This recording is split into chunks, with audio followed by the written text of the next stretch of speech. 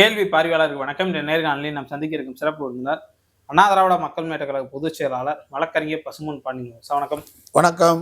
நேரம் பார்த்தோம்னா பாஜக கொண்டு வந்த அந்த தொகுதி மறுவரை மசோதா தோல்வி அடைந்திருக்கிறது. தமிழ்நாடு முதலமைச்சர் மு க ஸ்டாலின் அவர்கள் கூட பட்டாசை கொளுத்தி வெடிவெடிச்சு கொண்டாடி இருக்காங்க. இதற்கு முன்பாக பார்த்தோம்னா இந்த சட்டத்தை கூட எரிக்கக்கூடிய ஒரு சம்பவத்தை கூட நம்ம பார்க்க முடிஞ்சிச்சு. தொடர்ந்து பாஜக அரசு தமிழ்நாட்டை வஞ்சிச்சு வருதுன்னு சொல்லிட்டு திமுக ஒரு புறம் பிரச்சாரம் மேற்கொண்டு இருந்தாலும் தற்போது தமிழ்நாடு அரசியல் ஒரு தேர்தல் களத்தை நோக்கி சென்று கொண்டு இருக்கிறது. எப்படி பார்க்குறீங்க சார்? முதலில் தமிழ்நாட்டிற்கும் நம்முடைய முதல்வர் மாண்புமிகு ஸ்டாலின் அவர்களுக்கும் நான் இந்த நேரத்திலே பாராட்டுக்களையும் மகிழ்ச்சியையும் எனது சார்பாகவும் அண்ணா திராவிட மக்கள் முன்னேற்ற கழகத்தின் சார்பாகவும் வழங்க கடமைப்பட்டுள்ளேன். இந்தியாவிலேயே இன்றைக்கு தமிழ்நாடு தான் முற்போக்கு மாநிலம், இது ஒரு பெரியார் மண் என்பதை தெளிவாக விழிப்புணர்ச்சியோடு எழுச்சியோடு ஆர்த்தெழுந்து ஒன்றிய பாஜக அரசுக்கு எதிராக மக்கள் விரோத செயல்கள் அனைத்தையும் கண்டிக்கின்ற நாடு தமிழ்நாடு, கண்டிக்கின்ற முதல்வர் நம்முடைய மாண்புமிகு முதலமைச்சர் என்பதில் மாறுபட்ட கருத்து கிடையாது. ஒன்றிய பாஜக அரசு 5 மாநிலங்களில் இப்பொழுது தேர்தல் நடைபெற்றுக் கொண்டிருக்கும் போது நாடாளுமன்றத்தில் தொகுதி வரையறை என்று சீர்திருத்த சட்டம் என்று சொல்லாமல் மகளிருக்கு இடஒதுக்கீடுன்னு சொல்லி ஒரு புதிர இதுல இதோட சேர்த்து இந்த தேர்தலை மையமா வச்சு நிச்சயம் தோற்கடிக்கப்படும் சொல்லுவாங்க. தொகுதி வரையறை தோற்கடிக்கப்பட்டா மக்கள்கிட்ட ஒரு பெரிய எழுச்சி, எதிர்கட்சி மேல அவதூறு வராது.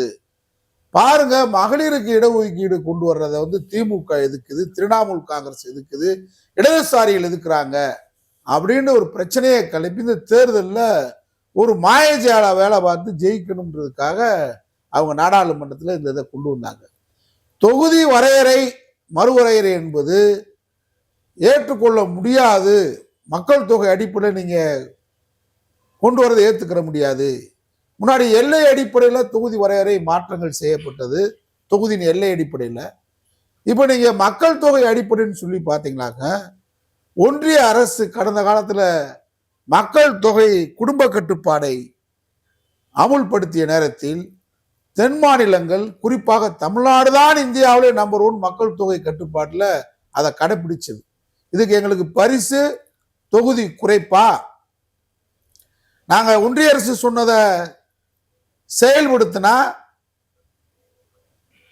2 போதும் சொன்னோம், இப்போ 1 போதும் சொன்னோம், இப்போ ஒன்றும் அவசரம் இல்லை, அப்பொழுது பார்த்துக்கொள்ளலாம் பின்னாடின்ற அளவுக்கு தமிழ்நாடு இந்த மக்கள் தொகையில முன்னேறி இருக்கிறோம்.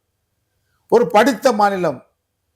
இன்னைக்கு அதுக்கு எங்களுக்கு கிடைக்கக்கூடிய பரிசு இதை கேட்டா கூறுகட்ட எடப்பாடி பழனிசாமி, ஒரு அறிவே இல்லையா பழனிசாமிக்கு? 4 வருஷம் முதலமைச்சராக இருந்திருக்கிற, எதிர்கட்சி தலைவர்னு சொல்ற.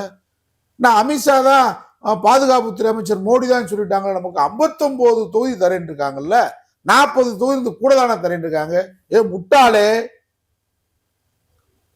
தமிழ்நாட்டில் நமக்கு 59னா உத்தரப்பிரதேசல எத்தனை மக்கள் தொகை? அங்க வீட்டுக்கு 10 பிள்ளை 10 வச்சிருக்காங்க.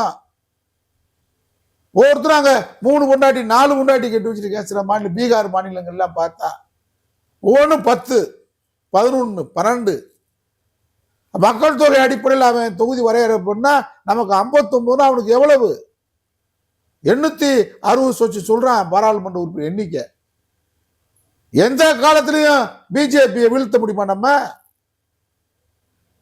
ஒரு அதிபர் ஆட்சி முறைக்கு, சர்வதிகார ஆட்சி முறைக்கு பிஜேபி அழைத்து செல்கிறது. மக்கள் தொகை மறுவரையறை அப்படின்ற அடிப்படையில், தொகுதி வரையறை என்ற அடிப்படையில் நம்மை தென் மாநிலங்களை தேவை வைத்து வட மாநிலங்கள் வாழ்வதற்கான திட்டத்தை பிஜேபி தொடர்ந்து நம்மளை அடிமைப்படுத்த. எடப்பாடி வேணா கொத்தடிமையா இருக்கலாம், தமிழன் தன்மான தமிழன் பெரியார் அண்ணாவில் தமிழன் அடிமையா இருக்க முடியுமா? இதை நம்ம பேசினா பாருங்க, ஸ்டாலின் நாடகம் போடுறாரு. ஸ்டாலின் தான் தெளிவாக உறுதியாக இந்த முடிவை இந்தியாவிலே எடுத்த முதலமைச்சர் நம்முடைய முதலமைச்சர். அந்த பெருமை நமக்கு இருக்கு. அவர் தான் பிற மாநிலங்கள் பிஜேபி ஆளாத பிற மாநில முதலமைச்சர்கள்லாம் கூப்பிட்டு அழைத்து சென்னையில மாநாடு கூட்டி தொகுதி வரையறையில் பல சிக்கல் பண்ண போறாங்க, இது மூலமா நம்மளை வஞ்சிக்க போகுது ஒன்றிய அரசுன்னு சொன்னாரு. அதை எதிர்த்து தொடர்ந்து குரல் கொடுத்தவர் நம்முடைய முதலமைச்சர். உடனே இந்த சட்ட திருத்த நாடாளுமன்றத்தில் வருவதற்கு முன்பாக அந்த சட்ட திருத்தத்தின் நகலை கொளுத்தினார், கருப்பு சட்டை அணிந்து. இந்தியாவில் எந்த முதலமைச்சர் செய்யாத முன்வந்த முதலமைச்சர் நம்முடைய தளபதி ஸ்டாலின் அவர்கள்.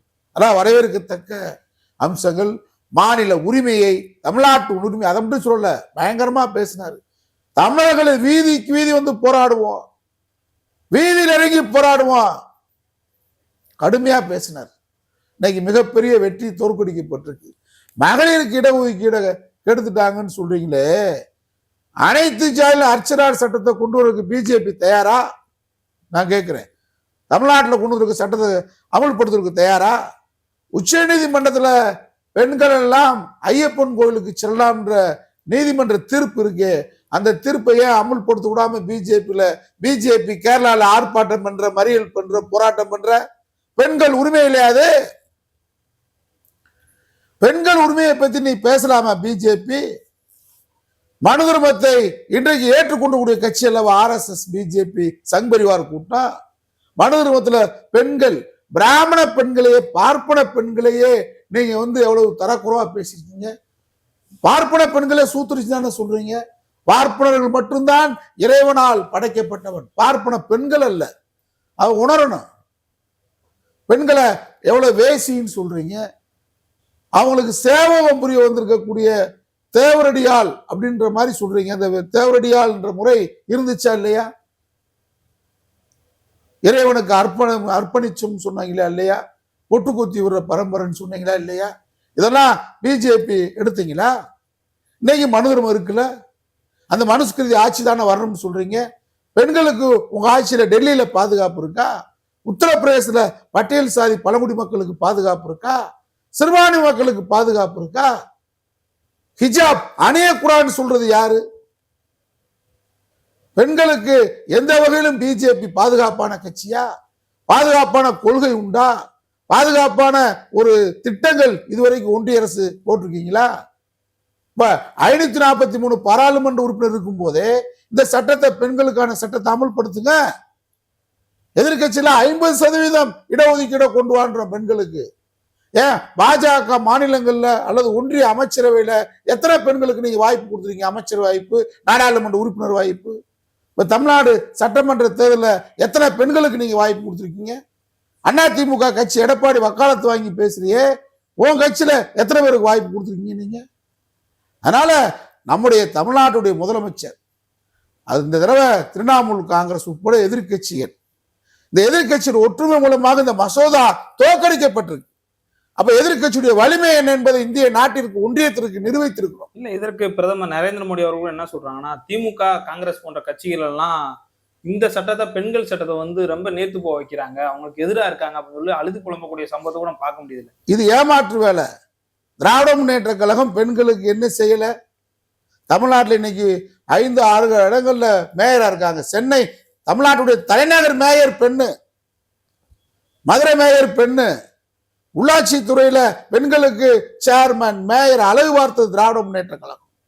பெண்களுக்கு இந்தியாவிலேயே வாக்குரிமை பெற்று தந்த இயக்கம் திராவிட இயக்கத்துடைய மூத்த நீதி கட்சி. பெற்று தந்தவர் தந்தை பெரியார். பெண்களுக்கு சொத்துரிமை இந்தியாவிலேயே வேண்டும் என்று கேட்டவர் தந்தை பெரியார் 1929 செங்கல்பட்டு மாநாட்டில். அதை அமுல்படுத்தியவர் தலைவர் கலைஞர் 1989 சட்ட வடிவமாக்கினார். அதற்கு பின்னாடிதான் பெண்களுக்கு இந்தியா முழுவதும் சொத்துரிமை சட்டம் வந்துச்சு. அதனால எல்லா வகையிலும் தமிழ்நாட்டில் பெண்களுக்கு தனி கல்லூரி, பெண்களுக்கு தனியாக இன்னைக்கு தமிழ்நாட்டில் நம்முடைய தளபதி ஸ்டாலின் ஆட்சிக்கு வந்ததுக்கு முன்னாடிதான் பெண்களுக்கு கலைஞர் அந்த மாதம் 1000 ரூபாய் உரிமை தொகை, பேருந்து பயணம், அனைத்து பெண்களை மையமாக வைத்துதான் திராவிட இயக்க ஆட்சி தொடர்ந்து நடைபெற்று வருகிறது. அதனால இவங்க பெண்களுக்கு பாஜக கட்சி கொள்கை என்ன, அதிமுக என்ன நிலைப்பாடு? இத்தனைக்கு ஒரு பெண் தலைவி, 2 பெண் தலைவி, ஜானகி அம்மாவும் அந்த கட்சியை நடத்திருக்காங்க, அம்மா ஜெயலலிதாவும் நடத்திருக்கிறாங்க. அந்த கட்சியில பெண்களுக்கு பாதுகாப்பு இருக்கா? பெண்களுக்கான சட்டத்தை நிறைவேற்றிருக்கா? ஆனா எந்த விவரமும் தெரியாம எடப்பாடி பழனிசாமி நமக்கு 59 இடம் கிடைக்குது தமிழ்நாட்டுக்கு சொன்னா இதை விட ஒரு ஒரு கூறுகட்டத்தனமான வார்த்தை ஏதாவது கிடைக்குமா? என்ன நோக்கத்துக்காக போராடுறோம் தமிழ்நாட்டு தெரிய வேணாமா? தொடர்ந்து என்னைக்காவது தமிழ்நாட்டுக்காரங்க நம்ம டெல்லி அதிகாரத்துக்கு வர முடியுமா? இன்னைக்கு அவங்க உத்தரப்பிரதேசம், மத்திய பிரதேசம் தான் இந்த நாட்டை ஆள வேண்டும். பிஜேபி வட மாநிலங்களில் நிரந்தரமாக இந்த நாட்டை ஆளுவதற்கான ஒரு சதி திட்டம். தொகுதி வரையறை என்ற பெயரில் பெண்களுக்கான சட்ட திருத்தத்தை கொண்டு வர வேண்டிய அவசியம் என்ன? தனியா கொண்டு வர வேண்டியதானே? முதல் சாதிவாரி கணக்கெடுப்பை நடத்து, மக்கள் தொகை கணக்கெடுப்பு நடத்துவதற்கு இந்திய ஒன்றிய அரசு ஏன் தாமதம்?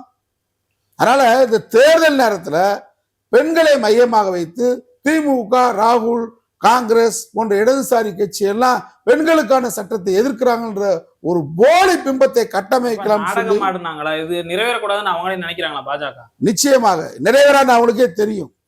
ஆனால் நிறைவேறாமல் போனால் இது இந்த நீலிக்கண்ணீர் வெடிக்கிறார்ல மோடி, பாருங்க திமுக காங்கிரஸ் தான் இந்த மாதிரி பண்ணிருச்சுன்னு சொல்லி இன்னைக்கு எதிர்கட்சிக்கு ஒற்றுமை, இது எதிர்காலத்தில் இந்த ஒற்றுமை என்னன்னு கேட்டா, பிஜேபி இந்தியாவில் இனிமேல் எந்த காலத்தில் வெற்றி பெற முடியாத அளவுக்கு எதிர்கட்சியில் ஒற்றுமையானால் பிஜேபி தோல்வியை சந்திக்கும் உதாரணம் தான் நேற்றைக்கு இந்த மரபு சட்டம் தோல்விக்கு அடையாளம் என்பதை இந்த நேரத்தில் தெரிவித்துக் கொள்கிறேன். ஓகே சார், நன்றி. நன்றி.